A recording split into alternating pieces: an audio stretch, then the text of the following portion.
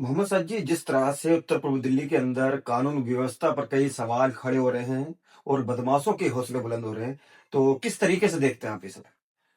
मैं इस तरह से देखता हूँ कि पुलिस प्रशासन को हमारे कुछ पॉइंटों पे काम करना चाहिए, ताकि चीज सुधर सके। देखने का तरीका तो ये बहुत अलग तरीके चले जाते हैं कि बदमाशी लेवल पे आके चीज चलती हुई आ रही है। पिछले 5 साल 6 साल के रिकॉर्ड को देखते हुए हम खुद, हमारी पूरी टीम भी और हम भी यही चाहते हैं कि पुलिस प्रशासन मुस्तफा जैसे इलाकों में से खोखे खत्म करे, ये कैफेज खत्म करे और ऐसे बच्चों को ट्रैक करे जो ट्रेंडिंग सॉन्ग बदमाशी के ऊपर पे वीडियो बनाते हैं। वो उनको ट्रैक किया जाए और उन पर नजरें रखी जाए। तीसरी पॉइंट, मैं जो मुस्तफा की आवाम है या जहां पे भी ये वीडियो जाएगी, उस पूरी आवाम को ये कहना चाहता हूँ आपके चैनल के माध्यम से कि वो अपने बच्चों पे ध्यान दे, अपने बच्चों को घर में रखे और पढ़ाई पे उनको फोकस करवाए। देखिए, अगर आप सोशल मीडिया की बात कर रहे हैं, खास तौर से जो बदमाशी के जो सॉन्ग आते हैं, वो हरियाणवी सॉन्ग आते हैं। और एक नामी गिरामी जो सिंगर है जिनका नाम मौसम है, उनके गानों पर भी कुछ कार्रवाई की गई थी, क्योंकि जो मौसम है वो हरियाणवी सॉन्ग ना, वो बदमाशी टाइप के बनाते हैं। उनके कई सॉन्गों को डिलीट किया गया, जिन्हें देखकर जो आज की जो जनरेशन है, जो नाबालिग जो बच्चे, जो जुनाइल बच्चे हैं, उन्हें देख के उनके गानों को सॉन्ग ला के स्टोरी डालते हैं, रील डालते हैं। कहीं इसका मुख्य कारण ये तो नहीं है? बिल्कुल है, ये मुख्य कारण है, क्योंकि उनकी लाइनों में बदमाशी को लेकर के ऐसे ऐसे पॉइंट होते हैं, बच्चे अपने वीडियोस और फोटो के साथ उसको ट्रेंड में लेकर के आते हैं। जैसे सिद्धू मूसेवाले हो गए, उनके गानों को, बहुत सारे गानों को वो मोटिवेट के रूप में लेते हैं। जैसे आजकल सिर्फ ये हरियाणा या पंजाब में ही नहीं रह गया है, दिल्ली जैसे इलाकों में छोटे छोटे सिंगर भी इसी चीज पे अपने गाने बना रहे हैं, क्योंकि इनके गाने जल्दी से जल्दी ट्रेंड कर जाते हैं इस तरह के, क्योंकि बच्चों पर ये बहुत ज्यादा गहरा असर डालती है ये गाने। देखिए, सबसे ज्यादा जो रील जो डाली जाती है वो इंस्टाग्राम पे, जो सोशल मीडिया को जो प्लेटफॉर्म इस समय नंबर वन कहलाता है, उस पर जो बच्चे हैं, चाहे वो जुनाइल बच्चे हों या बड़े हों, यहाँ तक के लड़कियां भी बदमाशी के सॉन्ग पर अपनी रील बनाती हैं, जिन्हें वायरल करती हैं, टैग करती हैं, अलग अलग शेयर करती हैं। लेकिन ये तो हरियाणवी सॉन्ग की बात होगी। अगर बात करें इस इलाके की, जो मुश्ताबाद का जो इलाका है, यहाँ पर कानून व्यवस्था किस तरह की है? बहुत ढीली है। जैसे कि हमने बहुत चीजें देखी अभी फिलहाल, पीछे दिनों में 11 बजे तक का अनाउंसमेंट हो गया था और वो चल ही रहा था। बहुत अच्छा इनिशिएटिव था, वो बहुत अच्छा कदम था वो। लेकिन कुछ पिछले 2-3 महीनों से वो चीज खत्म हो गई, जिसकी वजह से लोग को कैफे में बैठने लगे और वहां पे यही होता है, म्यूजिक जो चलता है वो बदमाशी को लेकर के चलता है। किशोर कुमार के और मोहम्मद रफी के गाने जैसे बच्चे तो नहीं सुनेंगे। लेकिन बदमाशी तो अलग है, लेकिन उसमें नशीले पदार्थों का भी इस्तेमाल किया जाता है। बिल्कुल किया जाता है, वो बने इस तरीके से है क्योंकि वो प्रमोट कर रहे हैं उन चीजों को।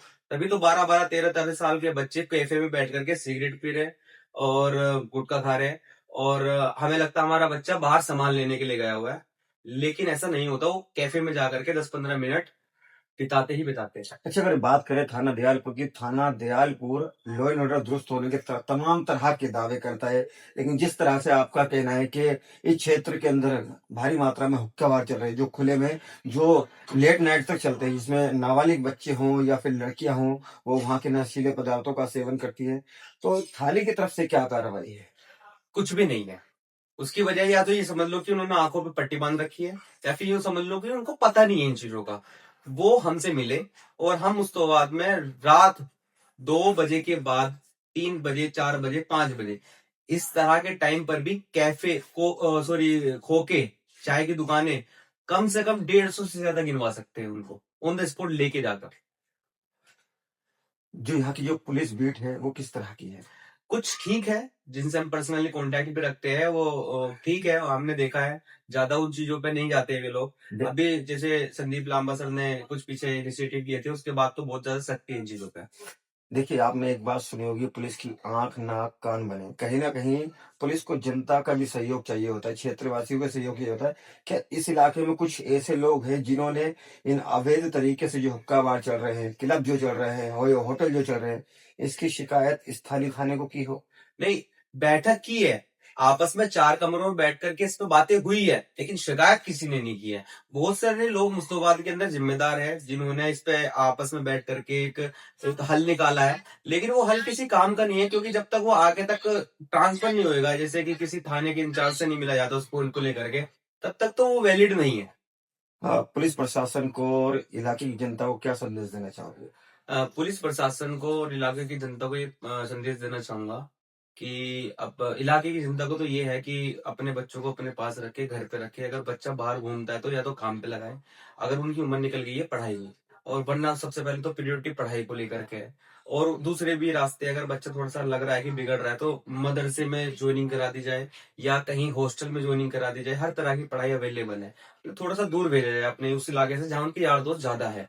और जो पुलिस प्रशासन है उनसे यही कहना चाहूंगा कि ऐसे मुद्दे को इतने बड़े लेवल पे ले जाने से बचाओ। आने वाले 10 साल में ये जो क्राइम अभी हो रहे हैं छोटे छोटे बच्चों के तरफ से, नाबालिग बच्चों की तरफ से, मुझे यकीन है कि अगर ये नहीं रोका गया तो आने वाले 10 साल में ये और बड़ा होगा। और मुस्तवाद में अभी सिर्फ ये 2 महीने, 3 महीने, 6 महीने में सुनने को मिलता है, वो हर दूसरे तीसरे दिन सुनने को मिलने शुरू हो जाएगी। तो मैं पुलिस प्रशासन से ये कहना चाहता हूँ कि इसको गंभीरता से ले, और एंड ऑफ द रिजल्ट वो बिल्कुल इस पर ध्यान दे, बच्चों पे भी ध्यान दे, ट्रैक करे ऐसे बच्चों को जो म्यूजिक वाले वीडियोस बनाते हैं, बदमाशी को लेकर के टैग लगाते हैं ऊपर।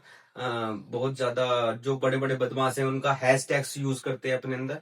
तो इस पे साइबर क्राइम या फिर पुलिस प्रशासन इस पे ध्यान। देखिए, आपका कहना है कि माँ बाप को अपने बच्चों का ध्यान रखना चाहिए, स्कूल में पढ़ाना चाहिए, मदरसों में पढ़ाना चाहिए, लेकिन आज देखा जाए तो कुछ नफरती चीजों जो इलाकों में दहशत का काम करते हैं, नफरत फैलाने का काम करते हैं, कभी मुस्लिम को टारगेट करते हैं, मदरसों को टारगेट करते हैं, मस्जिद को टारगेट करते हैं, यहाँ तक कि जब अजान होती है उसे भी टारगेट करते हैं।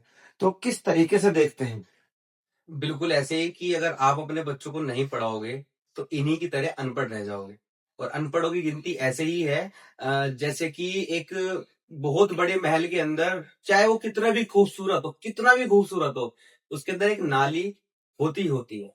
तो ये वो लोग हैं जो सोशल मीडिया पे एक नाली का काम कर रहे हैं। आप अपने बच्चों को बढ़ाओ, बड़ा करो, और उनको बताओ, ये मिसाल दो कि ये आज के फिरौन है, ये आज के नमरूद है।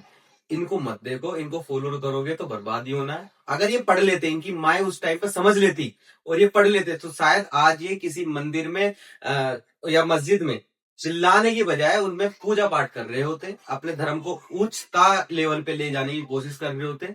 राम जैसे भगवान जिसको मानते हैं, जो इतनी बड़ी हस्ती रही है, उनका अपमान ना करके उनको इज्जत दिलाने का काम करते, जो कि ये नहीं कर रहे हैं। और मैं तो इनके लिए ये कहना चाहूंगा कि अभी भी वक्त है, पढ़ने की कोई उम्र नहीं होती है, शुरू कर दो पढ़ाई।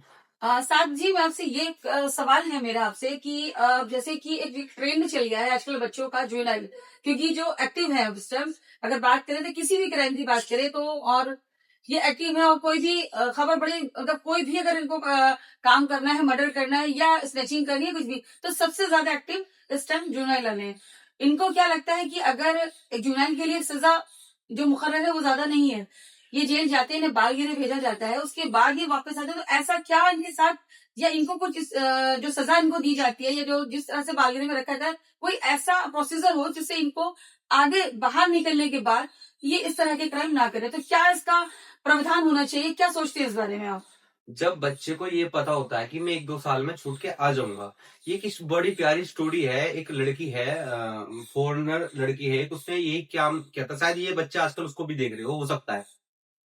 तो 16 साल तक की उम्र में वो 93-94 मर्डर कर देती है, और 18 साल तक होते होते वो लास्ट मर्डर करने के बाद जेल में चली जाती है। 18 साल होते वो वापस आ जाती है, क्योंकि उसको ये पता था कि मैं 18 साल से पहले अगर मर्डर करती हूँ तो मेरी वो गिनती नहीं होगी जो बाकियों की होती है। इसके लिए एक इनिशिएटिव ले सकते हैं हम, बहुत प्यारा सा इनिशिएटिव है कि कस्टडी तो उतनी रखो जितनी 18 साल प्लस के लिए होती है। कस्टडी तो उतनी रखो, चाहे वो जज कितनी भी करे, 6 साल, 8 साल, 10 साल, 20 साल या उम्र कैद, जो भी रखो, रखो तो उतनी। लेकिन वहां पे बाल गृह के अंदर एजुकेशन सिस्टम बनाया जाए, जिससे वो पूरी तरीके से पूरी पढ़ाई अपनी 9, 10, 11, 12, BA, BCom, MCom जो भी पढ़ना चाहे वो बच्चा, वो एक तरीके से यूनिवर्सिटी हो, जेल हो, वो इस तरह की जेल हो कि वो बाहर ना आ सके, बच्चा अपने पेरेंट्स से ना मिल सके। ये दर्द उनको मिलता रहना चाहिए, इस तरह का दर्द। उतने साल तक की ही जेल जितनी जज फैसला करे, लेकिन बिल्कुल बड़ों की तरह ही 18 साल प्लस वाली जेल। लेकिन वो एक यूनिवर्सिटी टाइप, ताकि जब बच्चा निकले तो सिर्फ ये एटमोस्फेयर ना लेके निकले कि वो भी क्रिमिनल था, वो भी क्रिमिनल था, तो बड़े बाहर जाकर के हम और बड़े क्रिमिनल बनेंगे। तो कहीं ना कहीं एजुकेशन इस चीज को रोक सकती है, सिर्फ एजुकेशन ही इस चीज को रोक सकती है और कोई नहीं। अगर जिस परिवार के साथ क्राइम हुआ है, आपका कहना है कि एक यूनिवर्सिटी बनाई जाए बच्चों को पढ़ाने वाली, तो क्या इस बात से वो संतुष्ट हो जाएंगे कि हाँ भी हमारे परिवार का किसी को मार के, किसी की चेन छीन के, किसी के साथ स्नैचिंग करके, वो तो आराम से वहां पर जेल में नहीं, एक यूनिवर्सिटी में दाखिला लिया है। हम्म, नहीं, इस चीज के लिए हो सकता है कि कस्टडी तो वही रहेगी, रूल्स एंड रेगुलेशन तो सेम रहेंगे, लेकिन वो 3 साल में बाहर नहीं आएगा, वो अपनी जेल काटेगा अपने माँ बाप से पीछे होकर के, क्योंकि नाबालिग बच्चा कैसी भी आप उसको हालत में अंदर भेज दो, वो एक ही चीज सीख के आएगा कि दूसरा मर्डर करना कैसे है, इसके अलावा नहीं। तो उनको सुधारने का तरीका आजमाओ, ना कि उनको रिहा करने का तरीका आजमाओ, ये चीज कर सकते हैं। और ये बहुत अच्छी बात है कि पेरेंट्स क्या सोचते हैं। मैं भी यही चाहूंगा कि जो पेरेंट्स जिनका बच्चा जा चुका है, वो उस बच्चे को इस तरह से माफ कर दे कि अगर उनका ही बच्चा ऐसा क्राइम कर रहा होता तो वो अपने बच्चों को किस तरह से माफ करते।